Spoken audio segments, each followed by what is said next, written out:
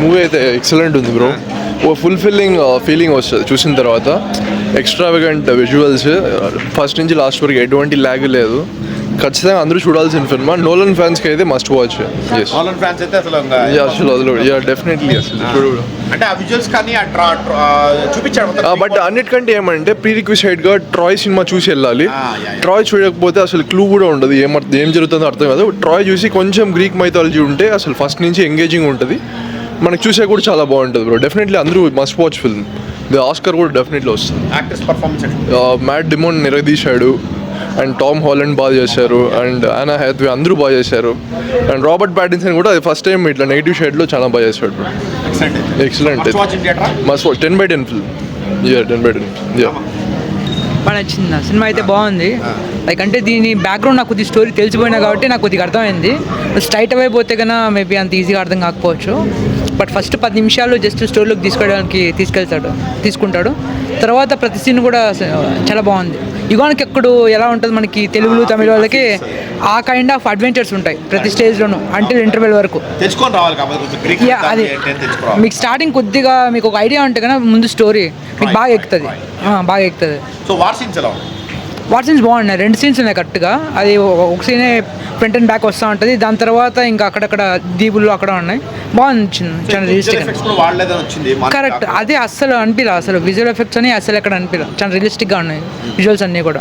అది ఇంకా క్రిస్టోఫర్ నాలన్ అంటేనే ఇంకా దానికి పెట్టింది పేరు రియలిస్టిక్ దానికి. అది బట్ ఇది ఎక్కుతుంది అంటే మీకు ముందు కొద్దిగా స్టోరీ తెలిసి ఉండాలి.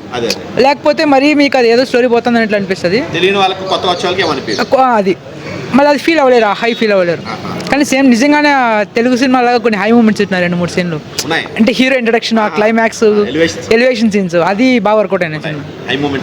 మంచిగా ఉన్నాయి. మస్ట్ వాచ్ చూడొచ్చు. చాలా బాగుంది. చాలా బాగుంది. గూస్ బంప్స్ ఇప్పుడు కానీ తగ్గల నాకైతే. చాలా బాగుంది. 3 hours ఎంగేజ్ చేసేంత చాలా బాగుంది. ఏం బోరే లేదు, లాగే లేదు. పోతా అంటే నీకు ఈ సినిమా అర్థం కావాలంటే అది ముందు ట్రై చూడడం వల్ల కొంచెం కన్ఫ్యూజన్. అంటే ఏం లేదు బ్రో. స్టోరీ అంటే ముందే ట్రైవార్ జరిగి ఉంటుంది.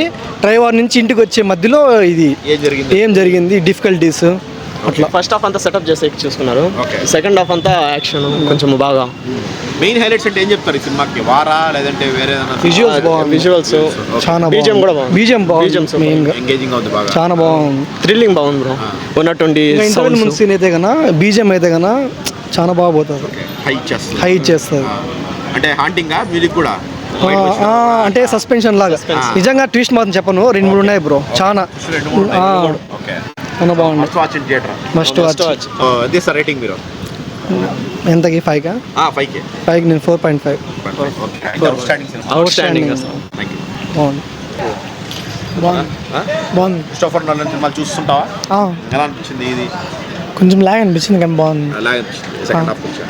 ఫస్ట్ హాఫే లాగ్ కానీ వర్త్ వాచింగ్ థియేటర్ ఖచ్చితంగా.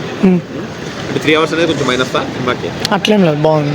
మీ లాగ్ అనే ఫీలింగ్ కలిగిందంటే 3 hours ఫస్ట్ హాఫ్లో లాగ్ అనిపించింది, మళ్ళీ సెకండ్ హాఫ్ అంతా బాగుంది. మళ్ళీ ఎంగేజ్ చేసాడు. కొంచెం స్టోరీ నరేషన్కి కొంచెం లాగ్ చేశాడు కానీ సెకండ్ హాఫ్ బాగా ఎత్తాడు, ఎలివేషన్ ఇచ్చినాడు. లాస్ట్లో కొంచెం క్లైమాక్స్ ప్రీ క్లైమాక్స్ అంతా సెట్ అయింది సినిమాకి అయితే. మొత్తం ఓవరాల్ వర్త్ వాచింగ్. చాలా బాగుంది. తర్వాత ఇంకొక కొంచెం తింటే పర్లే, బాగుంది. ఏం చూపిలా, ఏం రివీల్ చేయలే. అతనే బాగా పర్ఫామ్ చేశారు.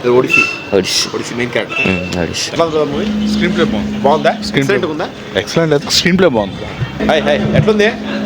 క్రిస్టోఫర్ నాలన్ మార్క్ ఉందా? బాగుంది. చెప్పా బాగుంది.